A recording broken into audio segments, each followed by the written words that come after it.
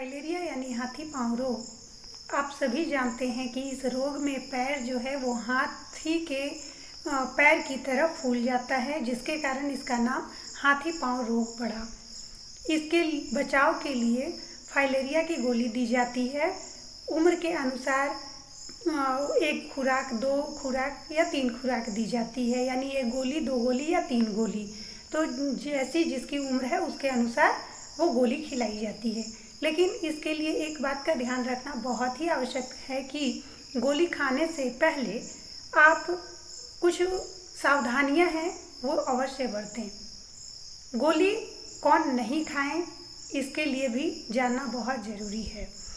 हम गोली 2 वर्ष से छोटे बच्चे को नहीं दे सकते हैं, गर्भवती महिलाओं को नहीं दे सकते हैं, जो बहुत ज़्यादा बूढ़े हैं उनको नहीं दे सकते हैं, जो बुज़ुर्ग हैं 85 वर्ष से ऊपर के हैं और गंभीर बीमारी से ग्रस्त हैं उन्हें हम नहीं दे सकते हैं।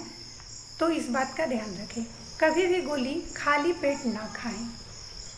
प्रत्येक गांव की सहिया के द्वारा घर घर तक पहुंचाया जाता है। तो कभी यह बूथ पर प्रोग्राम चलता है, कभी गांव में चलता है। यदि बूथ पर खिलाया जाए तो आप वहां जाकर खा लें। यदि बूथ पर जाना संभव ना हो पाए तो जब गांव में सहिया द्वारा खिलाया जाता है तो आप उनके सामने ही गोली खाएं। गोली खाने से पहले आप खाना भरपेट खा लिया करें। खाना खाने के बाद ही गोली खाएं।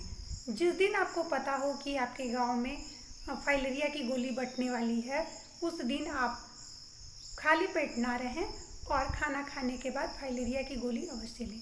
किसी भी तरह का प्रतिकूल प्रभाव होने पर तुरंत सहिया को खबर करें, या यदि आपके पास स्वास्थ्य कार्यकर्ता का नंबर है तो उनसे आप संपर्क करें।